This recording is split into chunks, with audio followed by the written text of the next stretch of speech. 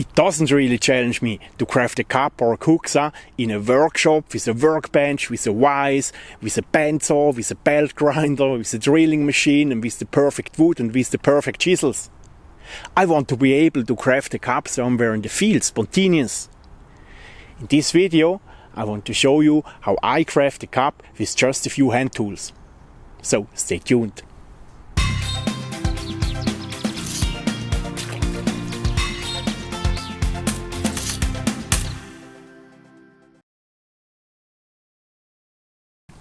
Hello YouTube, welcome to another project video. Traditionally, a kuksa is made from a birch barrel. And in such a barrel, the wood fibers are aligned in all directions. That's why such a kuksa is super resistant against temperature shocks and shrinkage cracks. But in my area, you can forget it that you can harvest such a barrel legally. The forests here in Switzerland consist of 2/3 conifers and 1/3 deciduous trees. And a lot of wood types of these deciduous trees, like cherry, oak, beech or ash, are too hard to carve a cup just with a few hand tools and without a vise. Especially to craft a hollow is always a hard task. If I'm looking for a suitable piece of wood for this cup, I have the most realistic chance that I find a felled or falled silver fir or spruce. That's why I want to use one of these wood types for this project.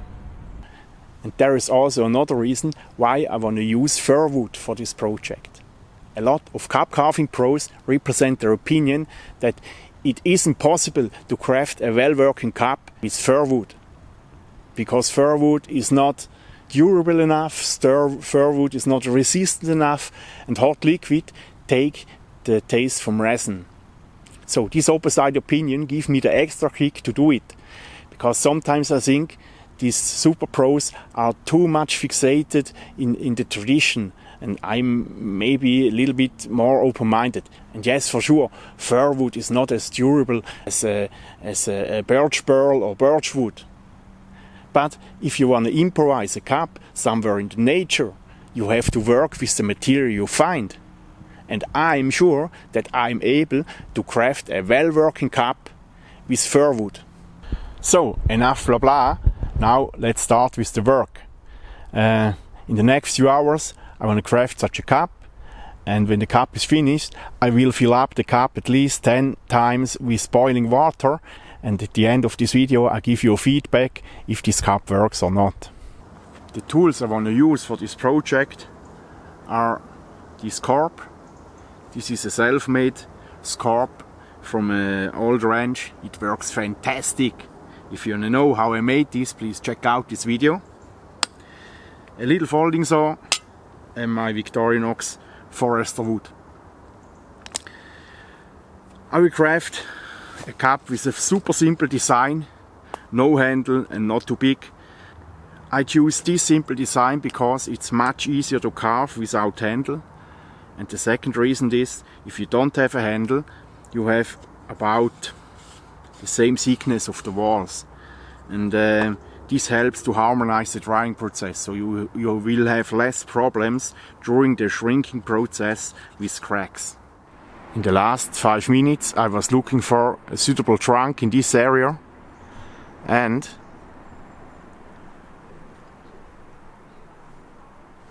I found this one here.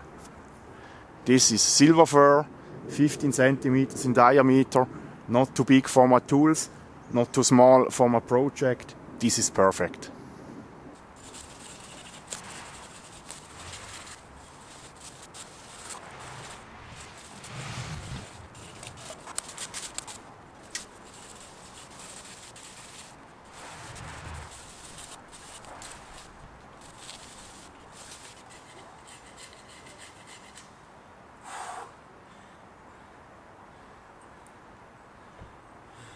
So, as you can see, the pith is not in the center.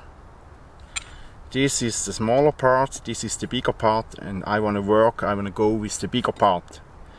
In the area around the pith is always the biggest tension when the wood dries. That's why I go 2 centimeters away from the pith to reduce the tension in my workpiece. Now I make an initial cut, and when this cut is deep enough, I split it with some wedges. To split this piece of wood with an axe would be much easier, but I want to show you that it's also possible to craft such a cup without an axe.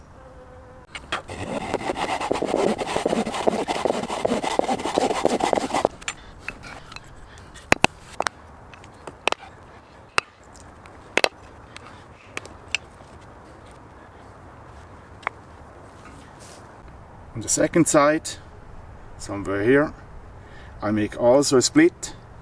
This split is the base where the cup stands on, and here comes the rim to stay on this side. If you want to know why I place the cup in the trunk like this, and not like this, or even like this, please check out my video from last week.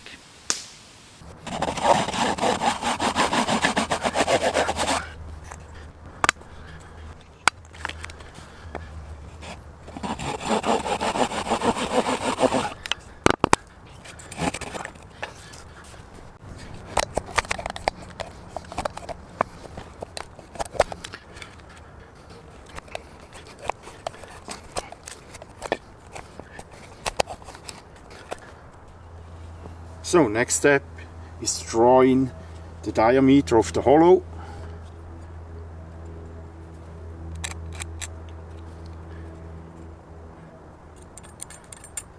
And here's the center. And I crafted such a little helper. The reamer is the center needle. So now I can draw in the diameter of the hollow.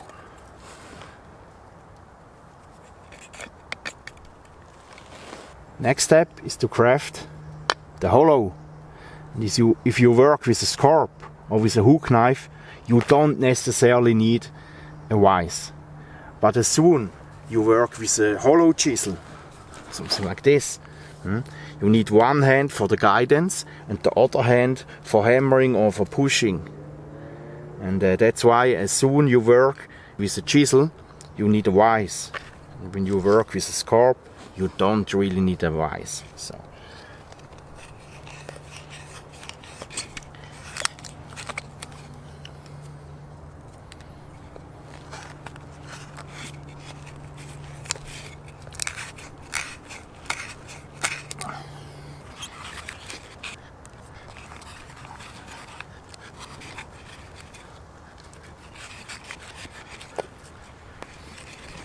So, your next step is sit in a shadow place, take the time you need, make enough breaks, and just hollow the cup.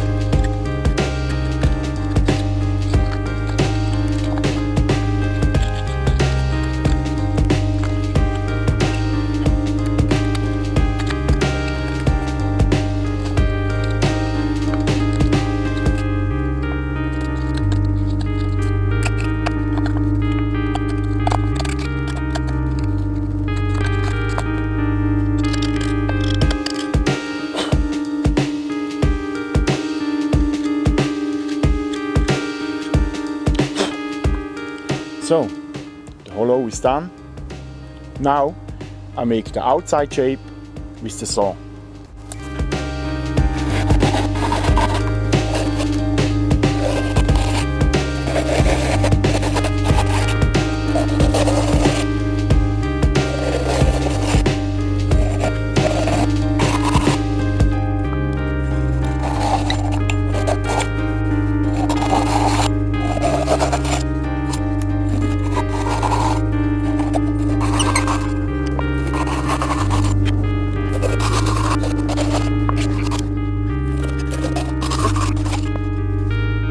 make a chamfer all around the outside of the rim, that I don't break out the piece of wood when I'm carving the outside.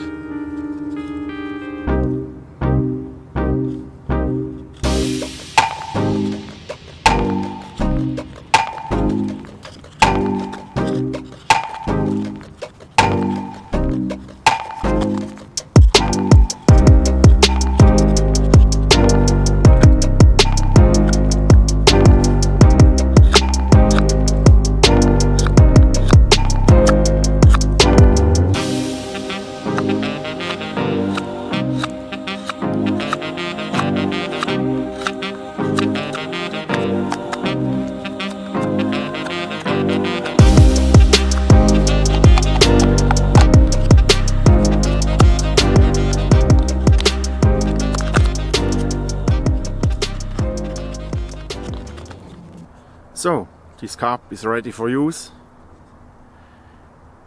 at least more or less. I like it. It has a capacity about 2 centiliters, and especially if you are a beginner, don't make a bigger cup, so this is enough. If the cup is not 100% watertight, you can seal it with linseed oil, but I don't have linseed oil here. Now I want to check out if this kind of wood, in this case fir wood, is stable and durable enough for hot liquids, and we will see what happens.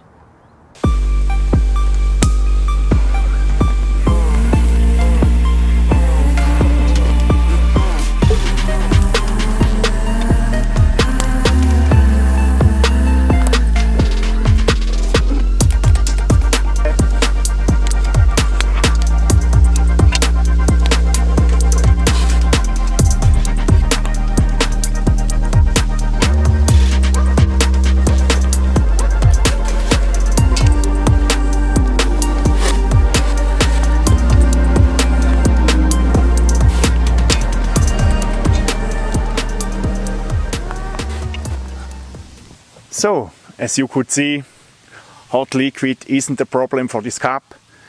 I'm not sure if this was 8 times, 9 times or 10 times.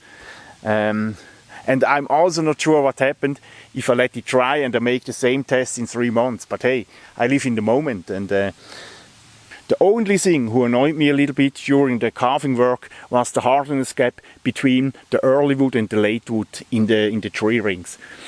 But if this is your biggest problem, you are a lucky man. My conclusion is fir wood is a fantastic wood for carving a cup in a bushcraft scenario. I'm sure that other types of conifers works also for this project. And as long you don't catch a super resin-rich spot in the trunk, you will not have the problem that the water takes the taste from resin. So that's it for today. I hope this was interesting for you. I learned a lot. I would recommend go out, carve a cup. This is a wonderful task, but keep it simple. Thanks a lot for watching. Don't forget to subscribe to my channel, and see you next Friday. Ciao!